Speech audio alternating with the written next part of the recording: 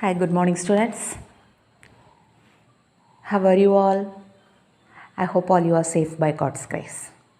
And also, I hope that you might have completed the homework of the last class, isn't it? Okay, shall we move to the today's class? See, in this maths class, we are going to learn properties of inverses in matrices. Okay, properties of inverses of matrices that we are going to learn like theorems. See, theorem 1.4 says that if A is a non-singular, then determinant A inverse is equal to 1 by determinant A transpose the whole inverse is equal to A inverse the whole transpose, lambda A the whole inverse is equal to 1 by lambda into A inverse, where lambda is a non-zero scalar. Moreover, we know that X inverse means how we will be writing 1 by X, ordinary number matrix. We cannot write like that. Okay, shall we move to the proof? See, proof. Let A is a non-singular, because they have mentioned if A is non-singular, so we too have to take the matrix as a non-singular matrix. We know that if A is a non-singular matrix, the determinant A will be not equal to 0. If determinant A not equal to 0, then A inverse exists. And we know that A into A inverse is equal to A inverse into A is equal to In. We have taken it as equation number 1. See, for the first one, since it is determinant, we will take determinant on equation 1. Since second one is with the transpose, we will take transpose on this equation 1. Okay. See, for the first one, we have taken the determinant on all that. Determinant A into A inverse equal to determinant A inverse into A is equal to determinant In. Two matrices are there inside the determinant. See, by the product rule of determinant, that is determinant A into B can be written as determinant A into determinant B. So, such a way this also we can able to write it as determinant A into determinant A inverse is equal to determinant A inverse into determinant A equal to 1. See, determinant In I have written it as 1. How? See this I2, that is identity matrix of order 2. See 1 0 0 1. How we will do? Multiply 1 minus 0, we will be getting it as 1. Same way, see 3 by 3 matrix 1 0 0 0 1 0 0 0 1. We know that since all the elements are 0 in these two and here, it is enough to multiply only the diagonal. So 1 into 1 into 1 is 1. So it's very clear that determinant of an identity matrix will be equal to 1. Now only 1 I have taken it, okay. Determinant A into determinant A inverse is equal to 1. So from this, what is determinant A inverse? Determinant A inverse is equal to 1 by determinant A.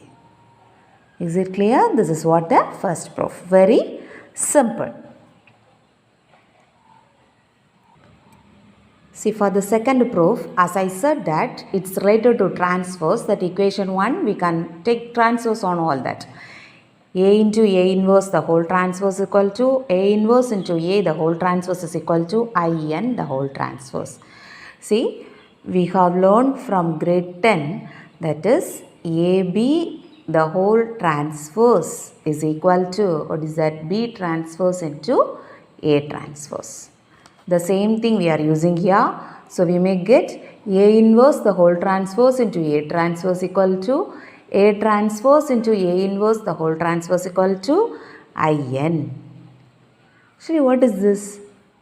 See, shall we equate it along with this? A into A inverse equal to A inverse into A is equal to In. Or we have learnt that AB is equal to BA is equal to I, implies A is the inverse of B or B is the inverse of A. So here we can write either A transpose inverse is A inverse the whole transpose, or A inverse the whole transpose inverses A transpose, right? So such a way when we take, we can write A transpose the whole inverse is equal to A inverse the whole transpose. This is what the second proof. A transpose the whole inverse can be written as A inverse the whole transpose. Okay. For the third one, again I have taken that equation 1. A into A inverse equal to A inverse into A is equal to I. Equation number 1. The same equation I have written again. And there we have lambda. So I am taking, since lambda is a non-zero scalar, I am just going to multiply here.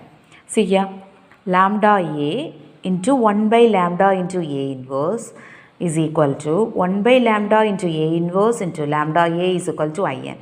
See, if I cancel this lambda into lambda and 1 by lambda, we will be getting A inverse. So without changing the value, I have written the lambdas. Now the same thing, A into B equal to B into A is equal to I. So it's very simple. A is the inverse of B. So I can write lambda A, the whole inverse, is equal to 1 by lambda into A inverse. Is it clear?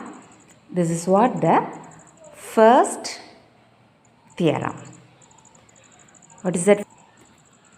The theorem says that if A is a non-singular, then determinant A inverse equal to 1 by determinant A transpose the whole inverse equal to A inverse the whole transpose, lambda A, the whole inverse, is equal to 1 by lambda into A inverse, where lambda is a non-zero scalar. Okay, shall we move to the next one? Now, theorem 1.5, that is left cancellation law. See, let A, B and C be square matrices of order n. And if A is a non-singular and AB equal to AC, then B is equal to C. So ABC are square matrices of order n. A is a non-singular and AB equal to AC means what we should get it? B is equal to C. Okay, this non-singular condition, let me take it. Let A is a non-singular. So we know that non-singular means determinant A is not equal to 0. Therefore, we know that A inverse exists. Now, the given condition is AB equal to AC means we should get the answer B equal to C. I have taken the condition given AB equal to AC. Now, pre-multiply by A inverse. Pre-multiply this by A inverse. See, both A is in left hand side, so we are multiplying in left. Pre. Post means we have to multiply in the right side. Okay. See, A inverse into AB equal to A inverse into AC. Just change the bracket because matrices accept this associative property. Since matrices hold this associative property, you can change the bracket. A inverse into A into B equal to A inverse into A into C. See, A inverse into A, that is identity In. Here also A inverse into A, In. In into B is equal to In into C. See, identity matrix into any matrices, we will be getting the same matrix, right? We know that A into I is equal to I into A is equal to A. So here we will be getting B is equal to C. Very simple, isn't it? This is left cancellation law. Right cancellation law is left for your work. Okay. See, let me give that theorem. Theorem 1.6 is right cancellation law. The same thing. Let A, B, C be square matrices of order n. If A is non-singular and BA equal to CA, then B equal to C. So it's very simple to prove, isn't it? So first you can take the condition non-singular, then A inverse exists, post multiply by A inverse. So A inverse will come in this right side. Automatically you will be getting B equal to C, isn't it? So do it as your work. Okay. So right cancellation we have learned and left cancellation. Now, if it is non-singular, we will be getting BA equal to CA means B equal to C, isn't it? But at the same time, if A is singular, see the note, if A is singular and AB equal to AZ or BA equal to CA, then B and C need not be equal. It's not necessary to be equal, okay? If it is non-singular, it will be equal, but if it is singular, may be equal or may not be. So it's not must to be equal, okay? Shall we move to the next one? Now, theorem 1.7, reversal law of inverses. Reversal law of inverses. If A and B are non-singular matrices of the same order, then the product AB is also non-singular.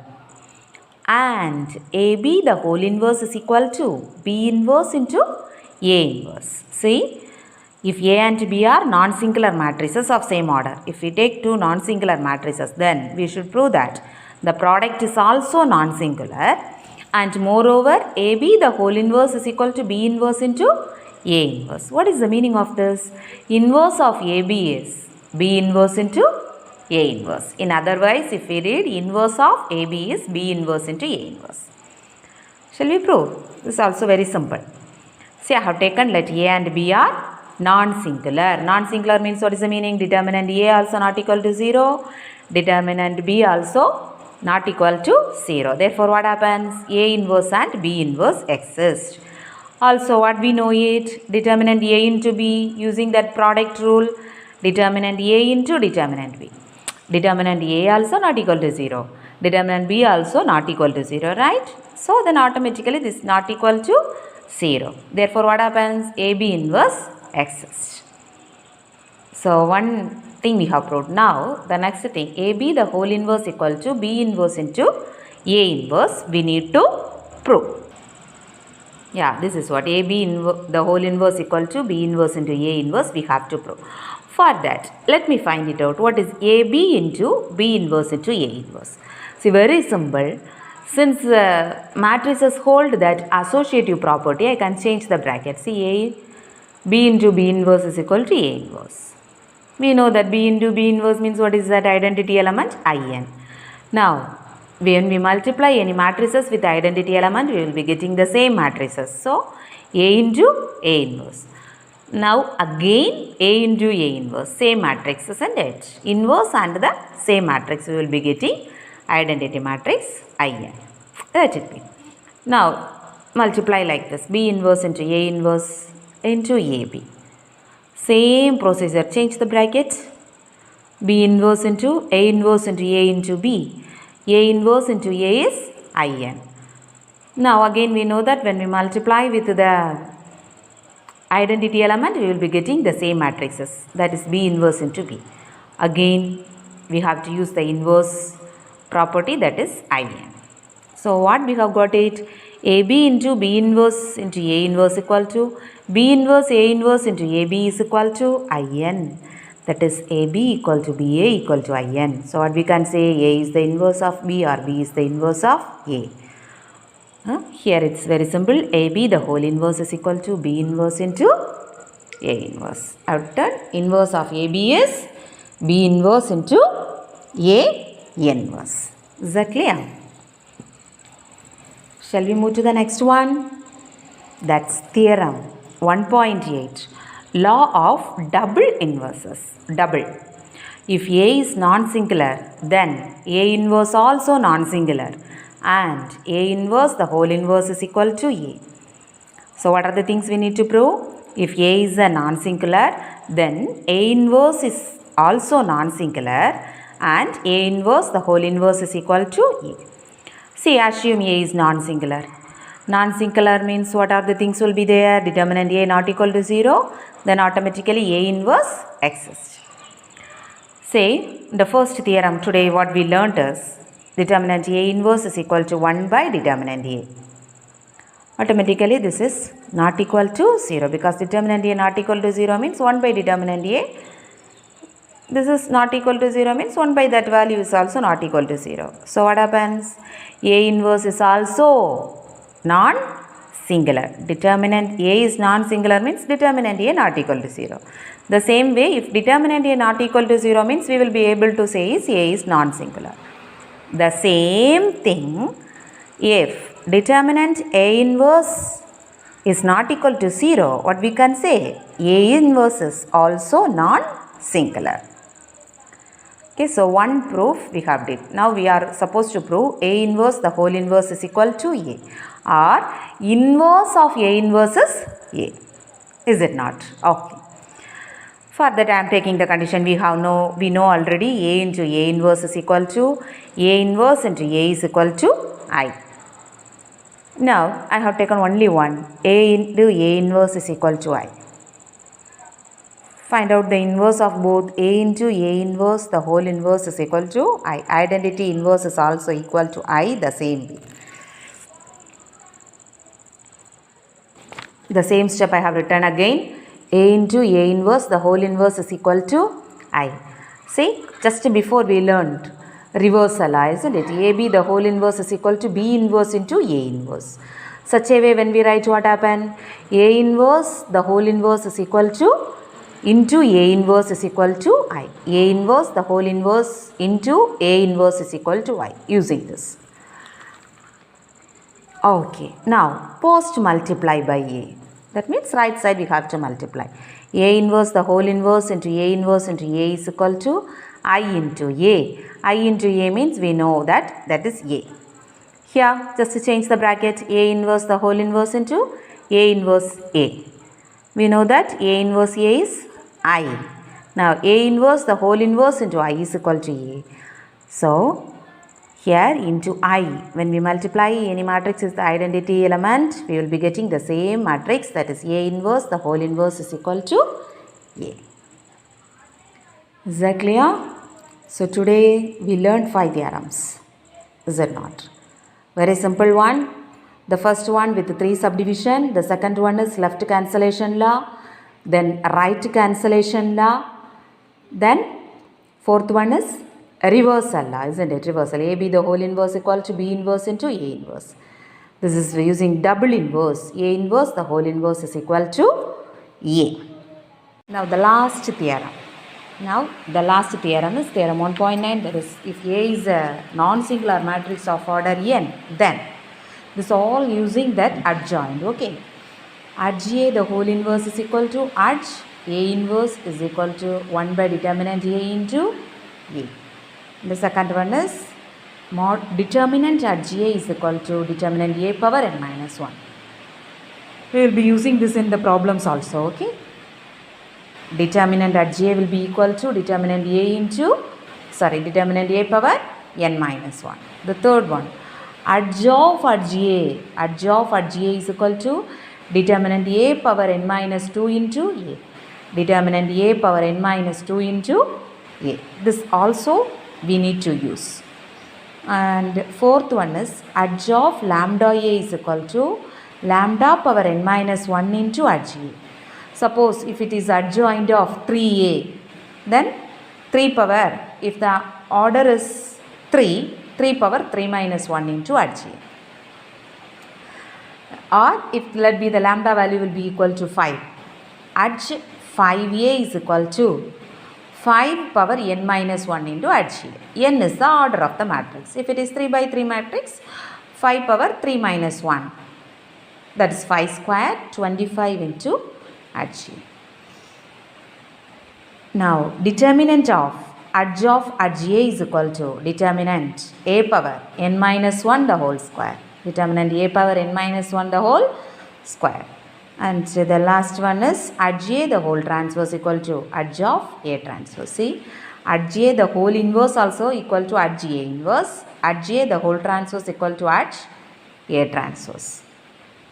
Okay, this all we have to use in some of the problems. So don't forget to learn this. Okay. In the next class we will be using this to do the sums. See, note, if A is a non-singular matrix of order 3, we have taken order 3, then what happens? We know that since it is non-singular, determinant A is not equal to 0. Just now we learned that adj A will be equal to determinant A power n minus 1. N is order of the matrix. So as per that, when we find out determinant adj A is equal to determinant A power 3 minus 1, that is determinant A the whole square. See, from this, what is determinant A? This is square, isn't it? Plus or minus root determinant adj A. Plus or minus root determinant square root of determinant adj A. This is, see, don't get confusion. X square is equal to 4 means what we will write? X is equal to plus or minus root 4, right? The same thing. Determinant A the whole square is equal to determinant adj A. So, determinant A is equal to plus or minus root determinant adj A.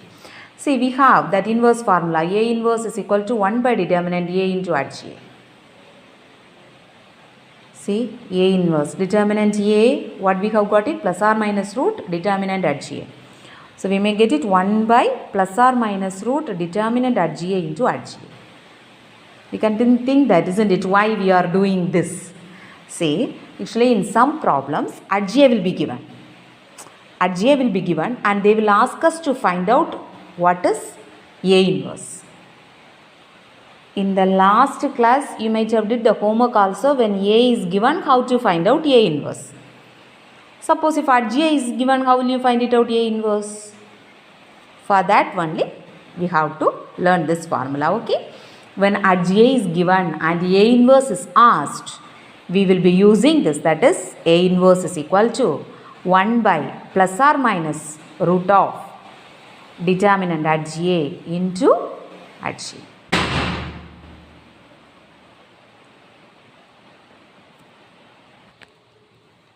Okay, see, also in that fourth part, I think, so this is edge of HA is equal to determinant A power n minus 2 into A. Edge of HA is equal to determinant A power n minus 2 into A.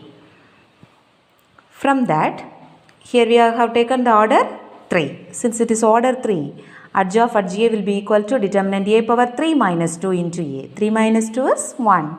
So, edge of HA will be equal to determinant A into A. From this, what is A? That is 1 by determinant A into edge of HA. 1 by determinant A into edge of HA. So, A is equal to 1 by determinant A. Actually, determinant A using HA, what is that? Plus or minus square root of determinant HA. So, if we use the same thing in this determinant A, we will be getting 1 by plus or minus root of determinant HA into edge of HA. So, these two formulas is must. Okay, this one and this one. This is when if HA is given and A inverse is asked, we will be using this formula. And if HA is given, if A is asked, HA given and A is asked means what is the formula? 1 by plus or minus square root of determinant HA into edge of HA. Edge of HA means what is that? For the adjoint, again we have to find out the adjoint. Let me recall it. How will you find it out? HA, what is the formula of HA? Are you remembering? Aij, the whole transverse. What is Aij? Cofactor. Transverse of the cofactor matrix gives HA. Now, edge of HA means what is the meaning? For the HA, we have to find it out. See, edge of HA is equal to edge Aij, the whole transverse. Okay, for that we will be finding the Aij and we will find out the transverse. Is that clear? So, these two formulas is very important. Using this, we have to do the sums that we will do it in the next maths class. Okay. Today we will do one problem. Okay. See example 1.4. If A is a non-singular matrix of odd order, prove that determinant at A is positive. If A is a non-singular matrix of odd order, prove that determinant at A is positive. Okay, see here, since they have given odd order, we can take it. Let A be a non-singular matrix of order 2m plus 1. Normally we will use n, since n is of order of the matrix here, we have taken m. Okay, 2m plus 1, m can be 0, 1, 2. When we substitute 0, what happens? 1. When we substitute 1, that we may get 3. When we substitute 2, 2 into 2, 4 plus 1, 5. So, all will be with odd numbers. Now, we know that determinant at G is equal to determinant A power n minus 1, isn't it? In the last theorem, that is theorem 1.9, the first property is that one. Now, when we substitute n, what is the order n? 2m plus 1. So, determinant A is power 2m plus 1 minus 1. 2m plus 1 minus 1. Plus 1 and minus 1 will get cancelled and we will be getting determinant a power 2m. What does this says? Power is even, right? Even when the determinant a is negative, since the power is even, automatically we will be getting a positive. That's what it implies, is always positive. Therefore, what is that actually? Determinant at j. Determinant at j is positive. It's also like a theorem, isn't it? Okay, that's why I have taken today. Tomorrow's class onwards, we will be doing the problems using all these theorems, especially using adj. Adj will be given and they will ask, find what is the matrix A. And adj will be given and they will ask, what is the matrix A inverse. Okay, this all we will be doing in the next class. I hope all you might have understood. Today there is no homework. Only in one theorem I have given you to do as learn all these theorems and the result. Okay. Thank you students. Bye-bye.